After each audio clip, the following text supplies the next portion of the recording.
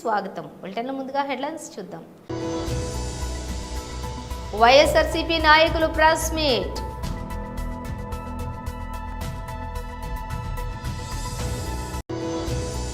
BJP రాష్ట్ర అధికార ప్రతినిధి శ్రీమతి రాణి రుద్రమ మరియు ఇతరులు మీడియాను ఉద్దేశించి మాట్లాడారు.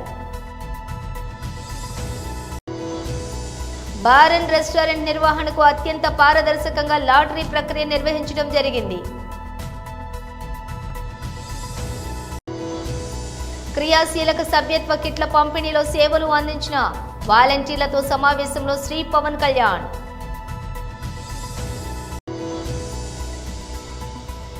పహల్గాం దాడి, జాతీయ భద్రతా సలహా బోర్డుపై కేంద్రం కీలక నిర్ణయం.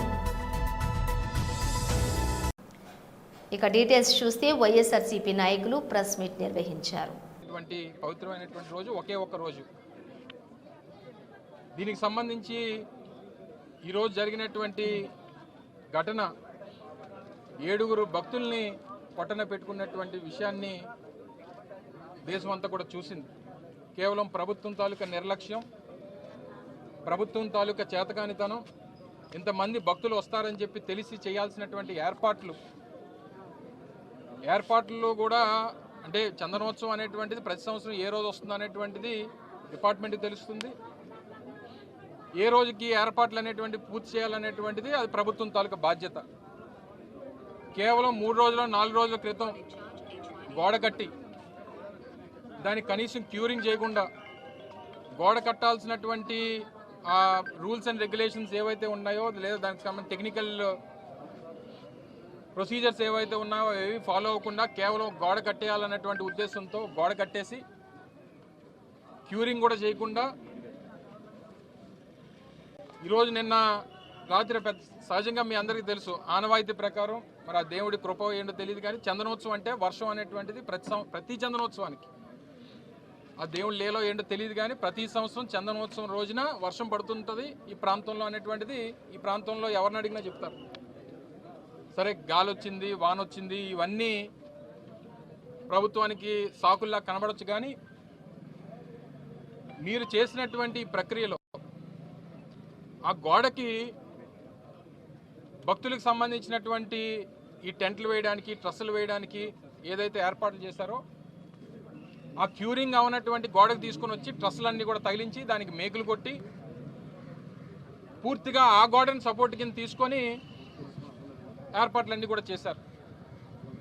ఒక పక్క గాలి, ఒక పక్క ఇప్పుడే పైలా ప్రవీణ్ అని చెప్పి ఇందులో గాయపడినటువంటి యువకుడిని విమ్స్ హాస్పిటల్లో తనని పరామర్శించి రావడం జరిగింది. ప్రత్యక్ష సాక్షి ఆ అబ్బాయిని అడిగాం ఏం జరిగింది, ఎలా జరిగింది ఏంటి అని అంటే క్లియర్ చెప్పాడు. సార్ పెద్ద గాలి వేసింది, గోడ ఫ్లెక్స్ ఊగినట్టు ఊగింది సార్, అది ఆ చీకట్లో మాకు లైటింగ్ కూడా లేదు, ఆ టైంలో అది గోడో లేకపోతే ఫ్లెక్సో ఏంటో తెలియలేదు, కళ్ళుమూరి చేసి లోపు మొత్తం గోడంతా కూలిపోయింది, కిందన ఉండిపోయారు. నాకేమో ఆ కుర్రోడికేమో ఆ ఐరన్ ట్రస్ ఏదైతే ఉంటుందో అది వచ్చి కాలు మీద పడిపోయి ఆ యాంకిల్ బ్రోన్ అనేటువంటిది ఫ్రాక్చర్ అయ్యింది. అంటే క్యూరింగ్ అవునటువంటి గోడకు తీసుకుని వచ్చి ఆ గోడ ఇది కూడా మీరు చూస్తే ఇది కాంక్రీట్తో సహజంగా మీరు చూడండి, మీరు ఎక్కడన్నా ఆ కొండ చర్యలు ఉన్నటువంటి ప్రాంతంలో రిటైనింగ్ వాల్ కట్టినప్పుడు కాంక్రీట్ వాల్స్ కడతారు.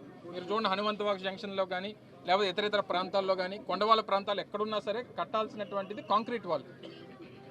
ఇలాంటి ఫ్లై యాష్ బ్రిక్స్ తీసుకొని వచ్చి కడితే ఇది పరిస్థితి.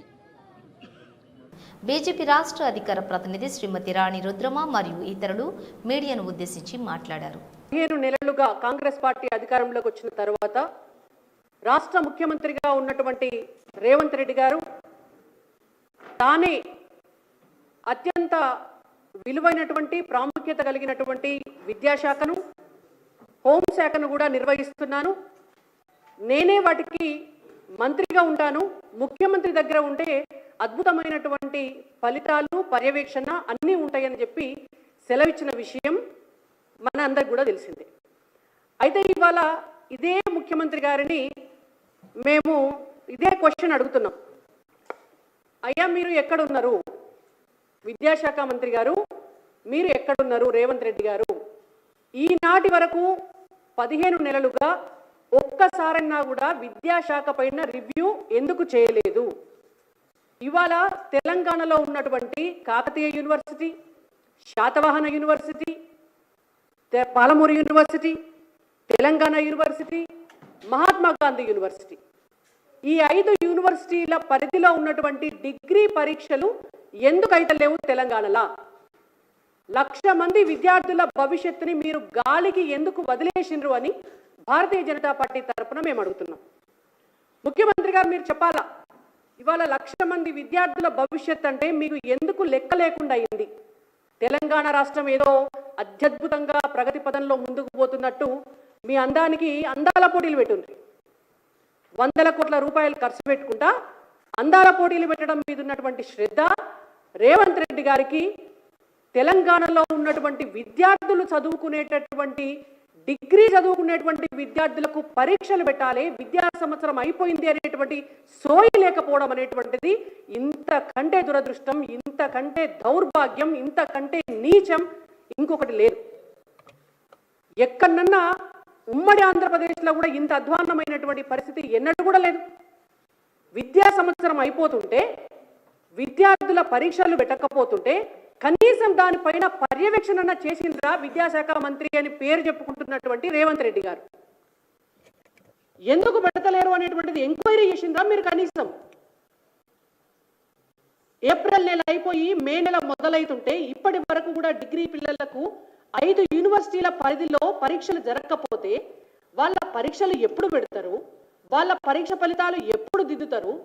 వాళ్ళకు ఆ పేపర్లు దిద్ది ఫలితాలు ఎప్పుడు ఇస్తారు? వాళ్ళు పీజీకి అడ్మిషన్ ఎప్పుడు పెట్టుకోవాలి? అంటే ఇవాళ తెలంగాణలో పుట్టిన పాపానికి, తెలంగాణలో డిగ్రీ చదువుకుంటున్నటువంటి పాపానికి, తెలంగాణలో దాదాపు 1,00,000 మంది డిగ్రీ విద్యార్థులు ఇవాళ మీ కాంగ్రెస్ పార్టీ ప్రభుత్వ వైఫల్యం పుణ్యమా అని ఒక విద్యా సంవత్సరాన్ని కోల్పోతున్నారు. అక్కడ బార్ అండ్ రెస్టారెంట్ నిర్వహణకు అత్యంత పారదర్శకంగా లాటరీ ప్రక్రియ నిర్వహించడం జరిగింది.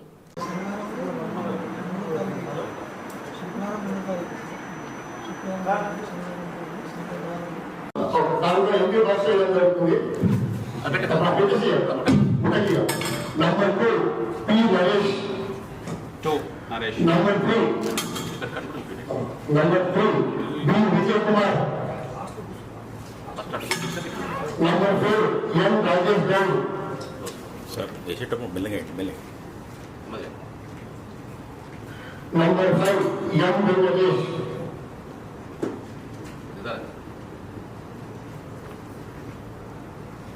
Number 6, G. Prabhakar Gaur.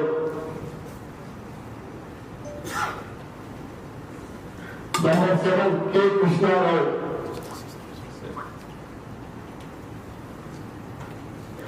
Calls తీసుకోవడం జరిగింది. అందులో ఒక మన చిన్న డిఫరెన్స్ ఒకటే ఉందంటే 6 తర్వాత 9 ఈ 2 కాయిన్స్ చూడడానికి ఒకేలాగా ఉంటాయి. కాయిన్ నెంబర్ 6 ఏంటంటే మీకు సేమ్ నేను వీడియో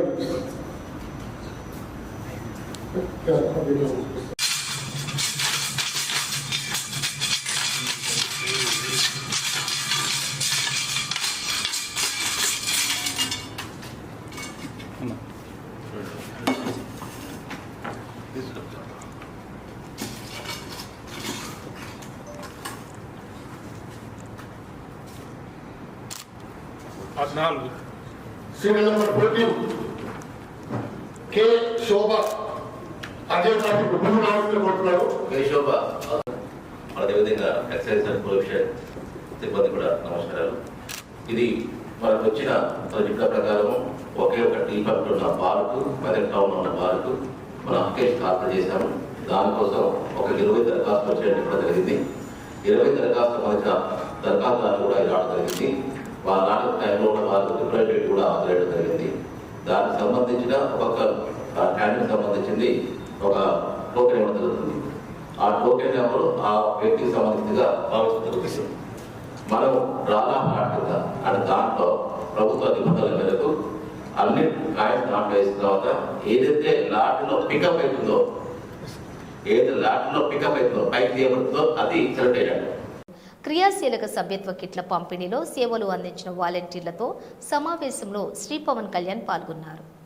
చాలా పిచ్చిన ఎందుకు ఆ మ్యాడ్ కమిట్మెంట్ ఉందో నాకు తెలియదంటే మేబీ అంటే హిస్టరీ చదువుతూ ఉంటే ఎంత సాక్రిఫైసెస్ జరిగినాయి అంటే ఎంతమంది అంటే మనకి ప్రతిసారి ఈ అంటే మన ఇల్లు బాగుండాలి, దేశం బాగుండాలి, ఎంతమంది తపన పడి ఇల్లు బాగుండాలంటే మన తల్లిదండ్రులు ఎంత కష్టపడితే ఒక ఇల్లు నిలబడుతుంది. అలాగే ఎంతమంది నాయకులు ఎన్ని బలిదానాలు జరిగితే ఒక దేశం ఉంటుంది. సో ఎంతసేపు గిల్ట్ ఏముండేదంటే ఎంతసేపు మనం తీసుకోవడం అలవాటు అయిపోయింది కానీ తిరిగి ఇవ్వడం అలవాట్లేదు అనేది అనిపించింది చిన్నప్పటి నుంచి.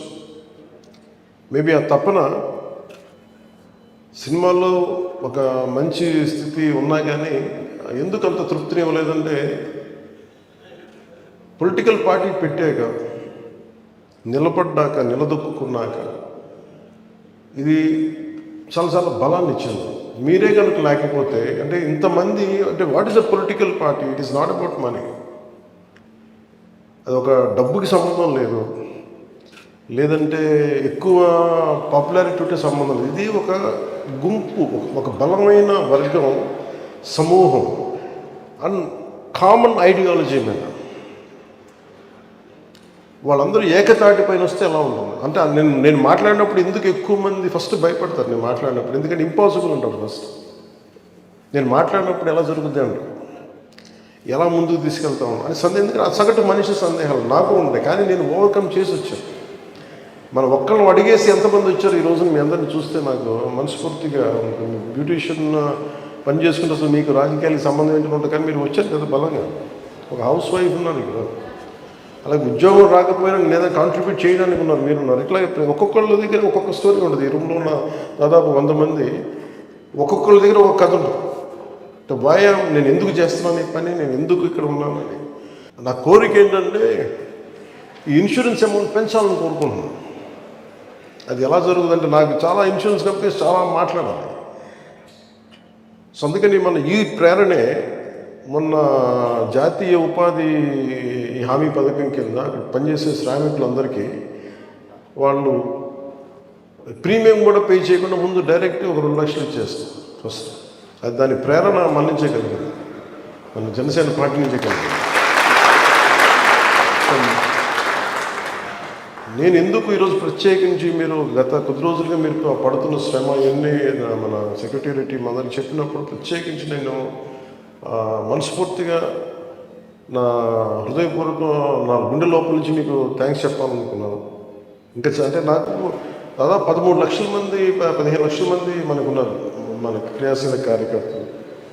అంటే ఒక్కొక్క క్రియాశీలక కార్యకర్త అంటే మొన్న మధుసూదన్గా ఈజ్ అన్ యాక్టివ్ క్రియాశీలక కార్యకర్త. దేశ భద్రతా యంత్రాంగాన్ని పటిష్టం చేసే దిశగా కేంద్ర ప్రభుత్వం కీలక నిర్ణయం తీసుకుంది. జాతీయ భద్రతా సలహా బోర్డును కేంద్రం ప్రభుత్వం పునర్వ్యవస్థీకరించింది. ఈ బోర్డుకు నూతన చైర్మన్గా రీసెర్చ్ అండ్ అనాలిసిస్ వింగ్ మాజీ అధిపతి అలోక్ జోషిని నియమిస్తూ నిర్ణయం తీసుకుంది. ఇటీవలే జమ్మూ కాశ్మీర్లోని పహల్గామ్లో ఉగ్రవాదుల దాడి జరిగిన నేపథ్యంలో దేశ భద్రతకు సంబంధించిన ఈ కీలక నియామకం ప్రాధాన్యతను సంతరించుకుంది.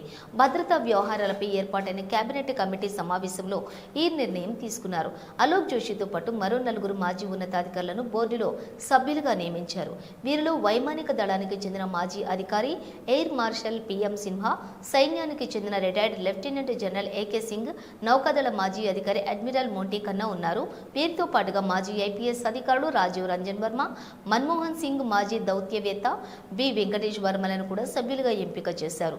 ఈ నియామకాల ద్వారా వివిధ రంగాల్లో అనుభవజ్ఞులైన నిపుణులను భద్రతా సలహా బోర్డులకి తీసుకుని వచ్చినట్లయింది. ఇటీవల పహల్గామ్ ఉగ్రదాడి జరిగిన విషయం తెలిసిందే. ఈ దాడికి ప్రతిస్పందన విషయంలో పూర్తి స్వేచ్ఛను భద్రతా బలగాలకే ఇస్తున్నట్లుగా ప్రధాని నరేంద్ర మోదీ ఇటీవల జరిగిన ఉన్నత స్థాయి సమావేశంలో స్పష్టం చేశారు. ఉగ్రవాదాన్ని సమూలంగా నిర్మూలించాలనేదే జాతీయ సంకల్పమని, దానిని నెరవేర్చేందుకు ప్రభుత్వం దృఢ నిశ్చయంతో ఉందని ఆయన పేర్కొన్నారు. ఈ నేపథ్యంలో భద్రతా యంత్రాంగానికి మరింత పదును పెట్టే చర్యల్లో భాగంగానే ఎన్ఎస్ఏబి పునర్వ్యవస్థీకరణ జరిగిందని తెలుస్తోంది. అశ్వారావుపేట నియోజకవర్గం దమ్మపేట మండలం పూసుకుంట మారుమూల ఆదివాసీ గూడెలలోని జరిగినటువంటి అభివృద్ధి పనులు సుమారుగా 15 కోట్ల రూపాయలతో హై లెవెల్ బ్రిడ్జిలు ప్రారంభం చేయడానికి మంత్రి తుమ్మల నాగేశ్వరరావు వచ్చారు.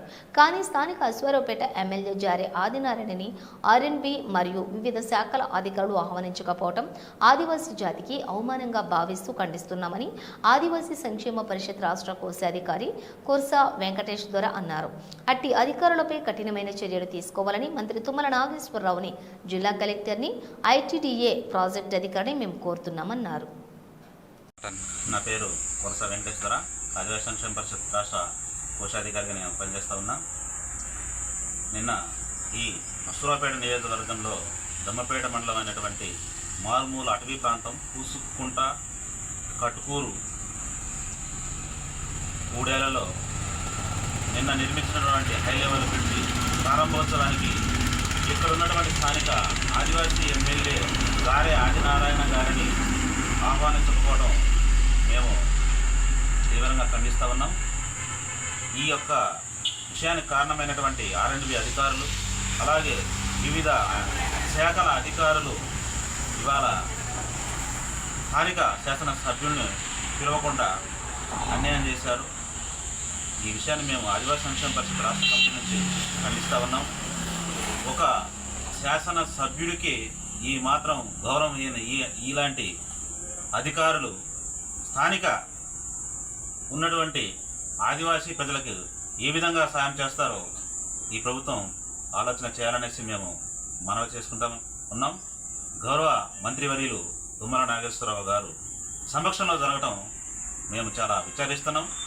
ఇది ఒక్క శాసనసభ్యులైనటువంటి ఆదినారాయణ గారికి సంబంధించిన విషయం మాత్రమే కాదు, ఇది యావత్ ఆదివాసీ జాతి గౌరవానికి సంబంధించిన అంశం. దీనిని మేము సంక్షేమ పరిషత్ నుంచి ఖండిస్తా ఉన్నాం. ఈ వెంటనే ఈ యొక్క ఘటనకు కారకులైనటువంటి అధికారులపై కఠిన చర్యలు తీసుకోవాలనేసి మేము కోరుతా ఉన్నాం. దేని పక్షంలో రాష్ట్ర వ్యాప్తంగా ఆదివాసీ సంక్షేమ పరిషత్ ఆధ్వర్యంలో మేము ఆందోళనకు సిద్ధం చేస్తున్నామంటే తెలియజేస్తా ఉన్నాం. ముఖ్యంగా ఈ ఉమ్మడి ఖమ్మం జిల్లాలో ఉన్నటువంటి 3 మంత్రులకు మేము విన్నవిస్తా ఉన్నాం. ఖచ్చితంగా ఈ ఘటనకి కారకులైన అధికారులపై చట్టపరమైన చర్యలు తీసుకుంటూ ఆదివాసీ జాతి సంరక్షణకు పాల్పడే ఆదివాసీ జాతి ఎమ్మెల్యే అయినటువంటి జారే ఆదినారాయణ గారికి ఇవాళ మీరు న్యాయం చేయాలనేసి మేము కోరుతాం. జై ఆదివాసీ. భూభారతి చట్టం అవగాహన సదస్సులలో కలెక్టర్ క్రాంతి వల్లూరు నారాయణఖేడ్ ఎమ్మెల్యే సంజీవ్ రెడ్డి, అదనపు కలెక్టర్ మాధురితో పాల్గొన్నారు. భూ సమస్యల పరిష్కారమే లక్ష్యంగా రాష్ట్ర ప్రభుత్వం కొత్తగా ప్రవేశపెట్టిన భూభారతి చట్టంపై రైతులు పరిపూర్ణమైన అవగాహన ఏర్పరచుకోవాలని కలెక్టర్ క్రాంతి వల్లూరి సూచించారు.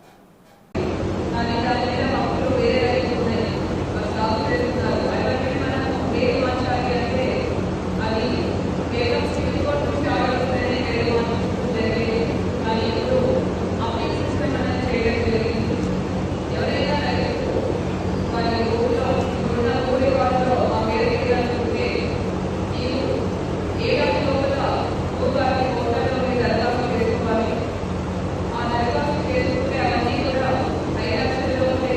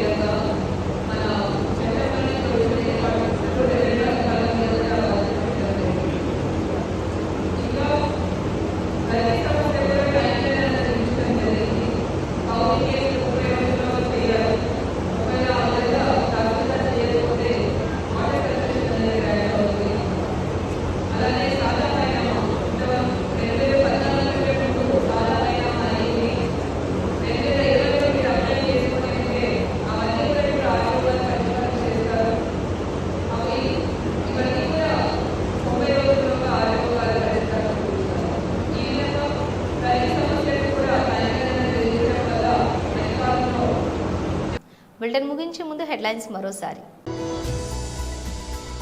వైఎస్ఆర్సీపీ నాయకులు ప్రెస్ మీట్.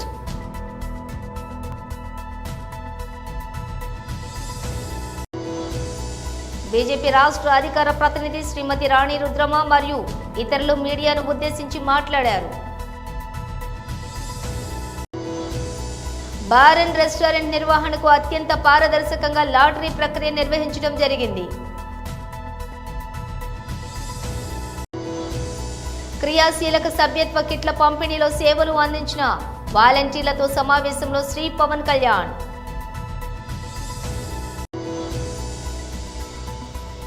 పహల్గాం దాడి, జాతీయ భద్రతా సలహా బోర్డుపై కేంద్రం కీలక నిర్ణయం. ఇవి బులెటిన్ విశేషాలు. మరో బులెటిన్తో మళ్ళీ కలుద్దాం.